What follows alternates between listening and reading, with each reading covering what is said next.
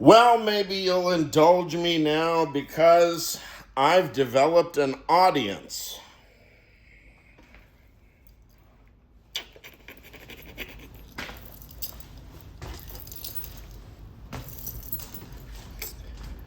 The audience designation, what do I mean, audience? There are comments. There are actual comments on my material.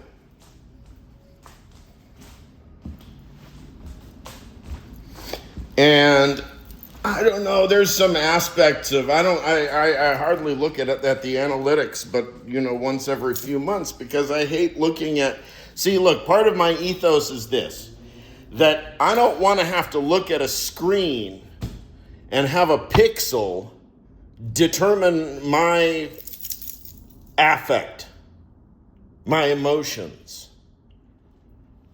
Because it's upsetting enough when a person, live and direct, upsets you. That's enough to deal with, is it not?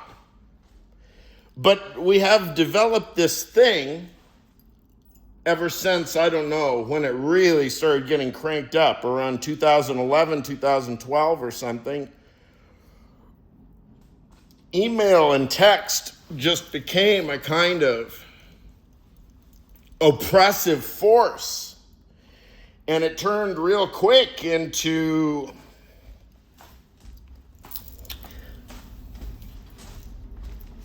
face buried in the screen for 10 hours a day, running business, right? Businesses, plural. And it's just completely grinding on the psyche. And I think that you, whoever you are, you will have to agree. It's that's the world that we've been given. That's the tools that we're working with. Well, what I mean to get at right now is that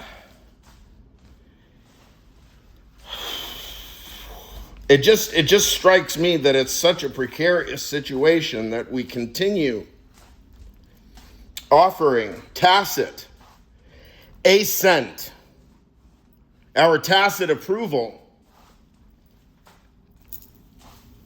of the president. And it's astonishing to me how many people just readily defend the status quo as though there's nothing to be done. There's all sorts of stuff that you can do. And if you're stuck for ideas, I highly recommend any one of my almost 900 videos or whatever it is now.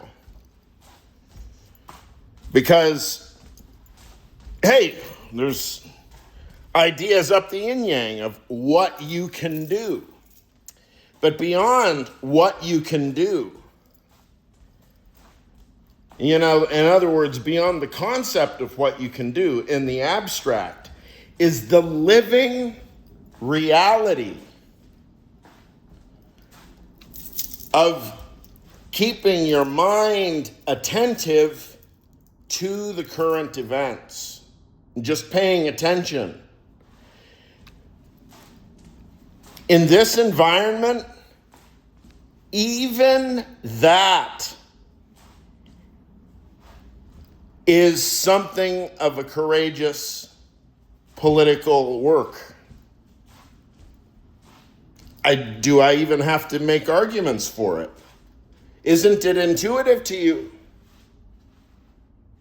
to deal with that much Steve Bannon, flood the zone, overkill Steve Bannon, just the AI animation of Donald Trump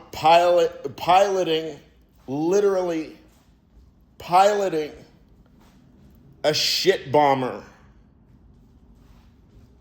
dumping shit. That's the 47th president of the United States. Publishing for all the world to see that he pilots a shit bomber.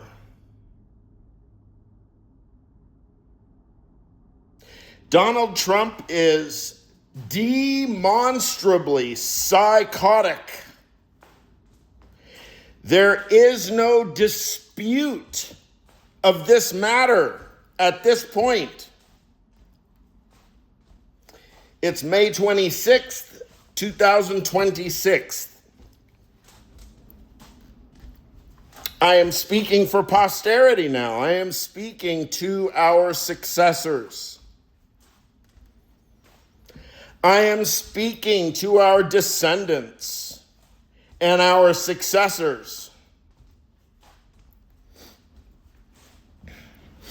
Dear descendants and successors, we have elected a psychotic president twice.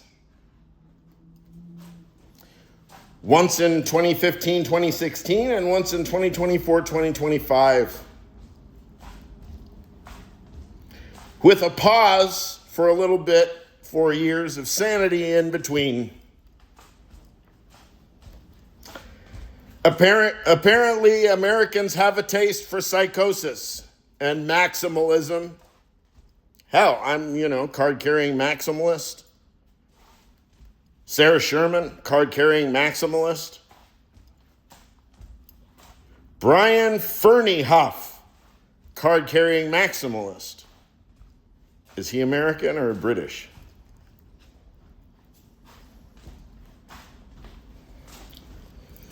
Maximalism is like a very Western thing.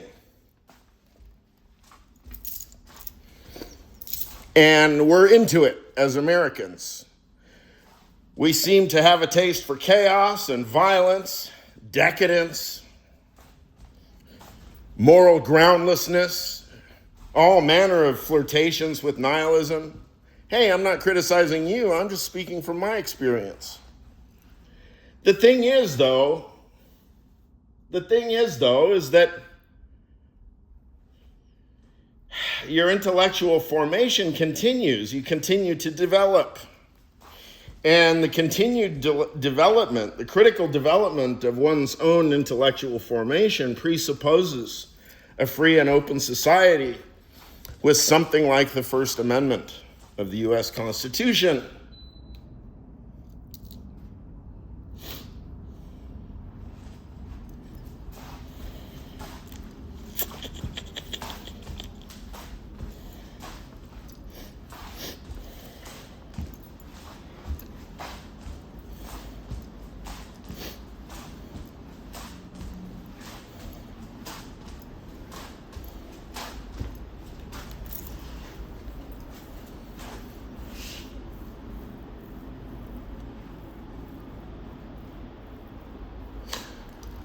So the main thrust of what I want to get across right now is a kind of disclaimer and a kind of asterisk. As you know, I don't recommend subscribing to my channel, and I think I've even said one or two times that I said something like don't subscribe. If for no other reason than I'm just really fucking annoyed by all these podcasters that keep saying, "Oh, please subscribe. Please smash the subscribe button." Smash. That's what our pathos as Americans is reduced to. That the thing we smash is what? Not a new moral schema, not a new logical conception, not a new probabilistic analysis.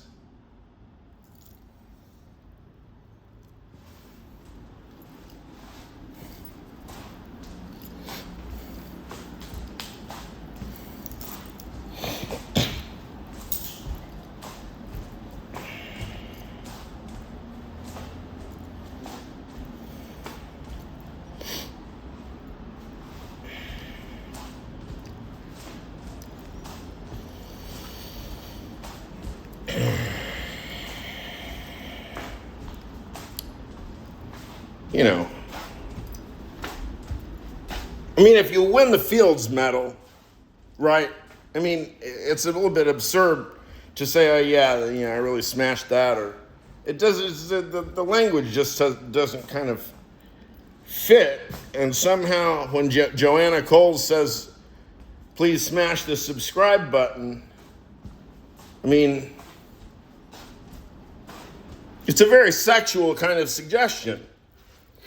And there's a very greedy sort of like magnitudinistic or magnitudinous sort of count. Tallying number of subscribers to one's channel.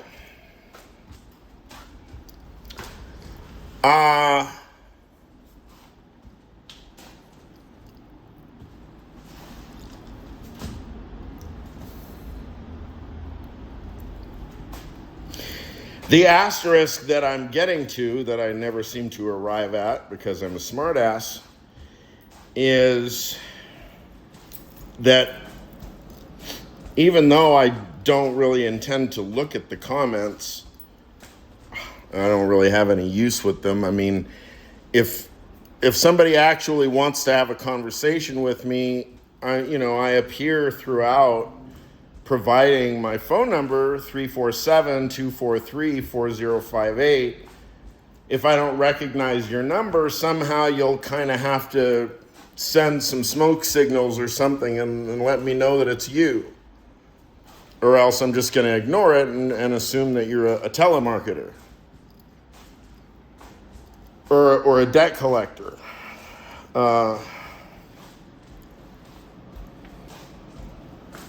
We have this crazy credit and debt system in the United States where it's as though the more bills you pay, the more bills that it somehow creates. And if you stop paying your bills and just ignore them, like medical bills, at this stage, who gives a shit? Did the United States medical industry do anything for you except kill your family members and make you suffer? No. So, don't pay your fucking medical bills. Get in people's faces. Refuse. Look, at this point, your hard-earned dollars are not even measured in dollars anymore. Because if Jeffrey Epstein's face is going on the mugshot of every single piece of U.S. currency here on out, nobody will want to go within 100 miles of it. New $100 bill, Jeffrey Epstein $100 bill, and it'll be a 100-mile radius like it's radioactive, right? No international monetary system, banking system can be backed by a currency that has Jeffrey Epstein's mugshot on it. And that zeitgeist, that reality is completely unavoidable at this point. So when I say that the US dollar no longer exists, that's precisely what I mean.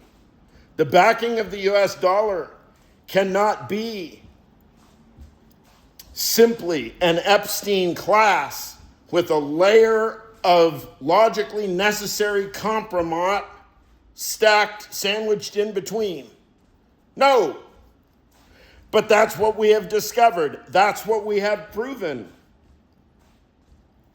The Epstein files have demonstrated it. As it turns out, the Marxian analysis of capital is correct. Unless Donald Trump, unless you will provide us counter-arguments, dude.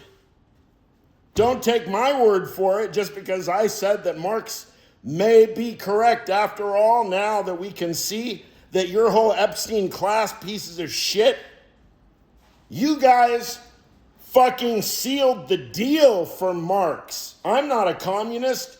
Y'all are. Y'all killed capital, motherfuckers. You sealed the deal for Marx.